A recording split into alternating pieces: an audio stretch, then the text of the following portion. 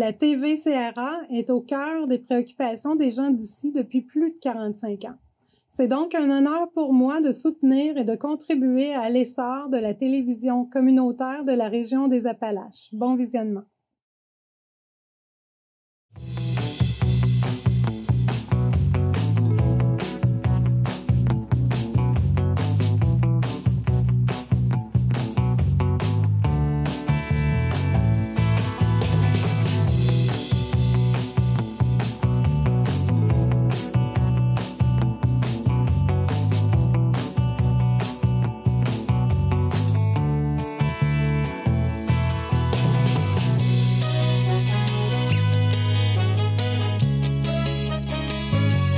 Madame, Monsieur, bienvenue à votre émission habituelle d'information Appalaches en quelques mots. La ministre des Affaires municipales, Mme André Laforêt, et la députée de Lotbinière-Frontenac, Mme Isabelle Lecourt, étaient présentes à Thetford la semaine dernière pour annoncer qu'une somme de 14 263 839 $ avait été accordée à la ville de Thetford Mines pour aménager le bassin de rétention du parc Saint-Noël. Le projet consiste à construire un bassin de rétention d'eau usée d'un volume de 8500 mètres cubes dans le parc Saint-Noël afin de contrôler les déversements d'eau usée dans l'environnement lors de fortes pluies. Il est également prévu d'effectuer des travaux connexes permettant de brancher le réseau existant au nouveau bassin. Voici le reportage que nous avons pour vous là-dessus. Bon, alors bonjour tout le monde. Je suis très, très heureuse d'être ici. La dernière fois que je suis venue ici, j'étais très jeune. J'étais au Jeu du Québec. Ici, j'avais passé une belle semaine, disons. Mais le paysage a bien changé. C'est intéressant de revenir comme ça. Je suis surtout heureuse d'être ici avec Isabelle Lecourt. Si je peux dire, Isabelle, même je lui avais dit quand on est arrivé en politique en 2018, j'ai dit, mon Dieu, c'était comme un coup de cœur. Parce que Isabelle fait ses demandes, présente ses projets, c'est toujours bien expliqué. Mais Isabelle, c'est sûr que c'est une personne qui est très sensible, donc il faut absolument que ces projets fonctionnent. Donc aujourd'hui, l'annonce, c'est pour le bassin de rétention des eaux usées, comme je le mentionnais, du parc Saint-Noël. Donc c'est un bassin de 8500 mètres cubes qui va permettre de contrôler les débordements dans la rivière Bécancour quand il y aura des fortes pluies. Donc en même temps, on voit que c'est une prévention, puis c'est vraiment pour la protection des citoyens. Donc, c'est un projet majeur ici pour les citoyens. Je suis très heureuse de voir que les gens qui travaillent pour les travaux publics sont ici. Merci. Les services de génie sont ici aussi. Donc, c'est important parce que vous allez créer des milieux de vie attrayants, mais aussi vous construisez des projets vraiment pour les futures générations. Donc, bonjour tout le monde. Je suis vraiment très heureuse d'être ici aujourd'hui. Depuis plusieurs années, c'est un enjeu important. C'est un sujet qui préoccupe beaucoup de citoyens.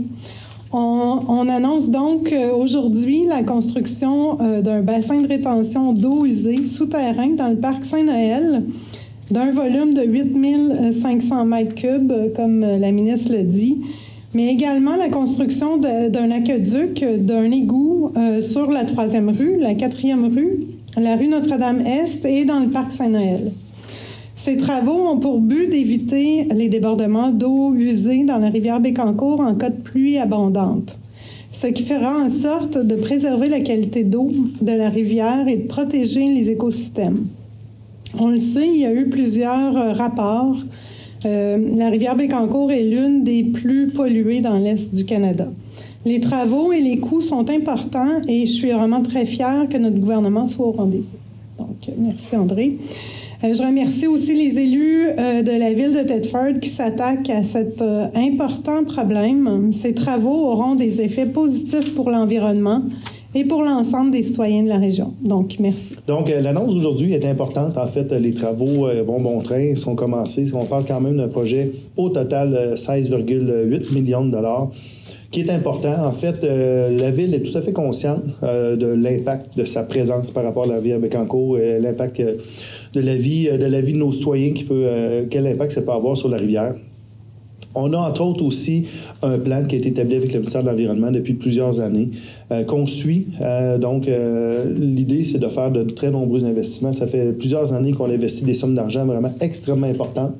Dans ce cas-ci, on parle d'un bassin de rétention. Au fil des années, entre autres, on a séparé nos réseaux d'égouts parce que la façon que ça avait été conçu à l'époque, c'était peut-être pas tout à fait adéquat, mais c'est comme ça que ça se faisait dans le temps. Ça fait en sorte qu'effectivement, on est sensible en période de pluie de faire en sorte qu'il y ait des débordements. Ce n'est pas souhaitable, on en est conscient. C'est pour ça qu'on investit des sommes gigantesques, année après année, à faire des travaux, faire en sorte d'améliorer notre impact sur la rivière Bécancour. Donc, on l'a dit, séparation de réseau, dans ce cas-ci, un bassin de rétention, on installe un système de traitement ultraviolet aussi à la station d'épuration, faire en sorte que nos rejets soient plus propres aussi lors de déversement dans la rivière. Ça aussi, c'est un projet de près de 5 millions de dollars. Donc, c'est vraiment des sommes qui sont importantes. On est quand même une municipalité qui n'est pas si populeuse que ça. Donc, quand on parle de montants de cette nature-là qui sont investis, bien, quand même, ça prend les citoyens qui nous suivent dans ça. Et heureusement, les citoyens de la ville de Thetford acceptent très, très bien la nature de ces investissements-là parce qu'on est conscient de l'importance de l'environnement, de l'importance d'effacer notre présence dans la rivière Bécancour parce qu'il y a quand même, oui, ça se passe chez nous, mais on pense aussi, puis il y a des gens ici dans la salle, à tous ceux qui sont en aval de la rivière, parce qu'on le fait pour nous, on le fait aussi pour les autres. Donc, c'est quand même un projet gigantesque qui, présentement, paraît beaucoup, parce que c'est un gros chantier, mais qu'une fois qu'il va être terminé, en fait, ben, on va avoir recouvert tout ça de pelouse, puis à peu près personne ne saura qu'on vient d'investir 17 millions de dollars à cet endroit-là. Donc, on a l'intention aussi, lorsqu'on va terminer ces travaux-là, de réaménager aussi le bord de rivière, tant qu'à faire un chantier là. Donc, on va réaménager le bord de rivière pour redonner cette rivière-là à nos citoyens. On va installer aussi des panneaux d'interprétation pour que les gens comprennent bien l'investissement majeur qui a été fait et au bénéfice de l'environnement et de la rivière Bécancour. Donc, on va faire en sorte que la mémoire de cet investissement-là perdure, même si c'est un projet qu'on ne verra plus du tout. Alors, ben voilà, merci beaucoup pour l'investissement. Merci de vous être déplacé chez nous. Merci du temps que vous nous avez accordé tout à l'heure. C'est extrêmement précieux pour nous. Et bonne journée tout le monde. La Sûreté du Québec de la MRC des Appalaches a procédé à l'arrestation de 4 conducteurs en état d'ébriété dans la période du 1er au 7 octobre dernier. Mardi, le 1er octobre, vers 18 h, un automobiliste de 71 ans de Thetford Mines a été arrêté sur le boulevard Frontenac-Ouest. L'homme a fourni un échantillon d'haleine avec un taux d'alcool de près du double de la limite permise par la loi. Jeudi, le 3 octobre, vers 22h30, un automobiliste de 45 ans de Victoriaville a été arrêté sur le chemin de la colline à Thetford. L'homme a obtenu un résultat au test de l'éthylomètre de plus du double de la limite permise par la loi. Dimanche, le 6 octobre, vers minuit 30, un automobiliste de 50 ans de Thetford Mines a été arrêté sur la rue Montfett-Ouest à Thetford. L'homme a également fourni des tests dépassant la limite permise de près du double. Ces 3 individus ont vu leur permis suspendu pour 90 jours et leur véhicule remisé pour 30 jours. Par contre, le 6 octobre également, vers 18h30, un automobiliste de 48 ans de Thetford Mines a été arrêté pour conduite de véhicule avec les capacités affaiblies, cette fois par la drogue, et ce, sur la rue Saint-Alphonse Nord à Thetford. Un échantillon sanguin a été prélevé au centre hospitalier et a été envoyé pour analyse. Son véhicule a également été saisi pour 30 jours. Le Centre de pédiatrie sociale des Appalaches tenait récemment son souper bénéfice. TVCRA était sur place et vous a rapporté ce reportage.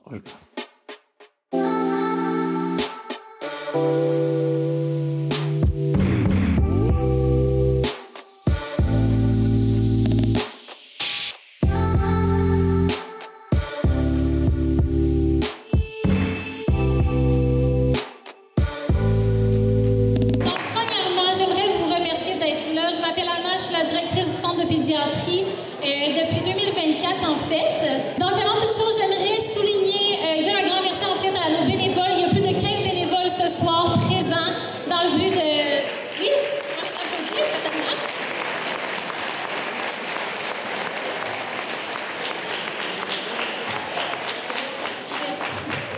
Merci. Donc, ils sont présents dans le but de vous faire rire, de vous accompagner, de répondre à vos questions, mais surtout aussi de faire briller leur amour pour la mission du Centre de pédiatrie. Et aussi mon incroyable, fantastique comité organisateur qui sont un peu répandus partout. Mais sincèrement, si vous devez remercier et applaudir des gens pour la soirée incroyable que vous allez passer, c'est eux. Sincèrement, on est tellement devenus une petite famille au cours des derniers mois. On s'est amusé, on a mangé, on a travaillé fort. Il y a Alain qui nous a fait découvrir plein de différents vins. Merci Alain. Mais surtout, j'ai découvert des gens tellement humains, formidables, intègres, et je ne pourrais pas assez les remercier, en fait, pour tout l'amour qu'ils ont mis dans l'organisation de cet événement. Donc, merci encore. Et à vous tous ici présents, sincèrement, si vous êtes là ce soir, c'est que vous êtes des réels acteurs de changement dans la vie des plus de 220 enfants qu'on accompagne en ce moment. Donc, merci énormément, ça vaut tellement pour moi et mon équipe. Donc, vous pouvez vous applaudir aussi, vous-même. Et pour rappeler la mission du Centre de pédiatrie sociale des Appalaches rapidement, donc on vient en soutien à l'épanouissement et au développement optimal des enfants de 0 à 18 ans en situation de grande vulnérabilité qui résident au niveau du territoire de la MRC des Appalaches et au niveau du Centre de services scolaires des Appalaches aussi. Et donc, je ne sais pas pour vous, mais moi, quand je pense à l'avenir de notre région, j'y vois vraiment des leaders positifs, des travailleurs honnêtes, des citoyens responsables et aussi des entreprises socialement responsables. Et je crois fermement que ça passe avant tout par la prise en charge dès maintenant de nos enfants qui en ont le plus de besoin, en démontrant à ces enfants que l'erreur est acceptée, qu'ils ont leur place dans ce monde, qu'ils ont le droit de s'instruire, de s'amuser, d'être protégés et de grandir en santé. Et c'est ce que le Centre de pédiatrie, en fait chaque jour.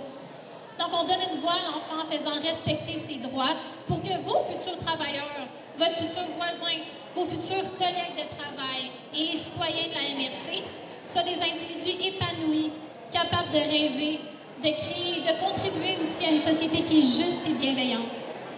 Donc, nous investissons en fait aujourd'hui dans leur avenir pour pouvoir qu'ils soient des piliers en fait de demain.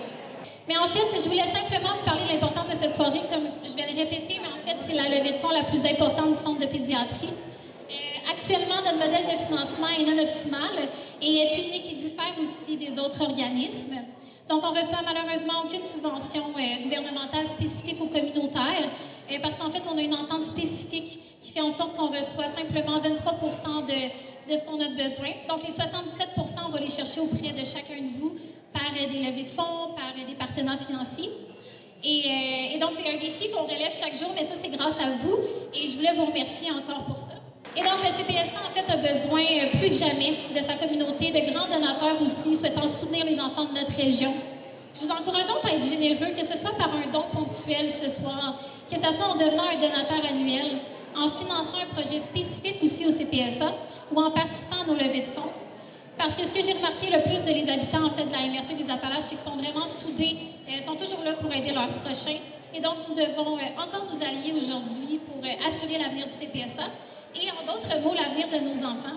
Alors, bonsoir Anna, tu es la directrice du CPSA depuis le début de l'année. J'aimerais bien que tu nous dises quels ont été les défis auxquels tu as été rencontrée lorsque tu es arrivée par ici. Oui, donc c'est sûr que moi, j'ai déménagé complètement à Thetford. Donc, je viens de Sherbrooke. Donc ça a été quand même un défi au début de vraiment transporter ma vie ici.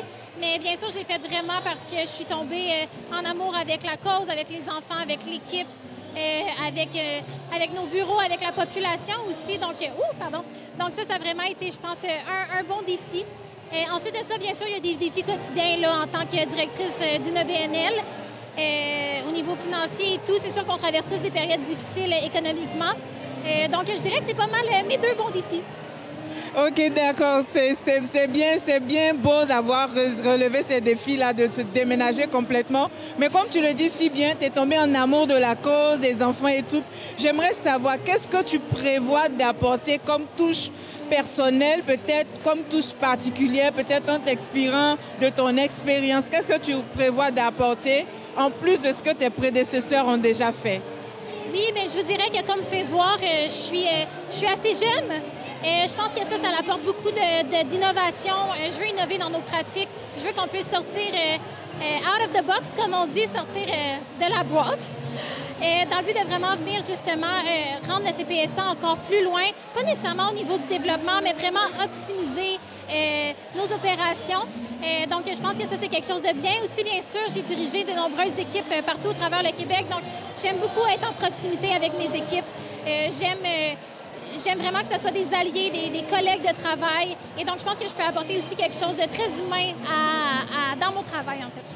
En tout cas, bravo et puis belle continuation à toi. Merci beaucoup. Alors, bonsoir Geneviève. Vous êtes la présidente d'honneur du CPSA et puis de l'organisation de cette belle cérémonie. Et je voudrais bien savoir quelles sont vos attentes. Déjà, bravo, c'est vraiment une très, très belle cérémonie. Le thème, il est vraiment wow. Je voudrais savoir quelles sont vos attentes à la fin de cette soirée.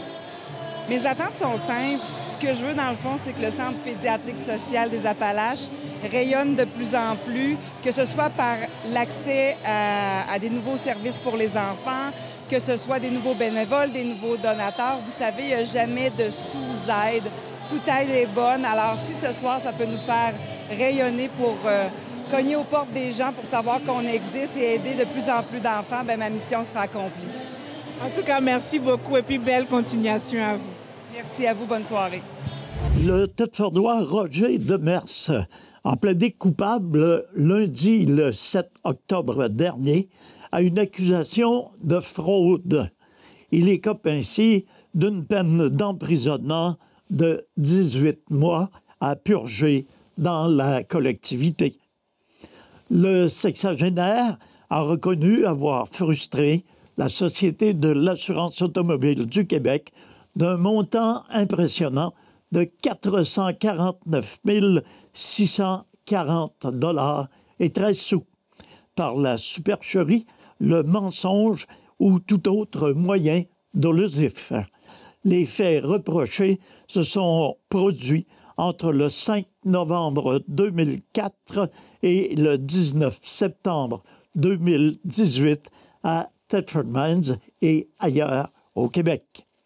Un signalement avait été fait à la Sûreté du Québec à la suite d'une enquête pour encaissement sans droit de prestation d'indemnité de remplacement de revenus. Lors de sa première comparution, Roger Demers avait enregistré un plaidoyer de non-culpabilité. Lié par les accords commerciaux internationaux, le ministère des Transports du Québec n'a pas pu empêcher l'achat de rails chinois dans la réhabilitation du chemin de fer Québec central, un projet, ou plutôt financé, à même les fonds publics. Uniquement pour l'achat des rails, le contrat d'une valeur de 26 millions de dollars a été alloué à l'entreprise A&K Railroad Materials, qui détient son siège social en Utah, aux États-Unis, après un appel d'offres publié à la fin de 2023.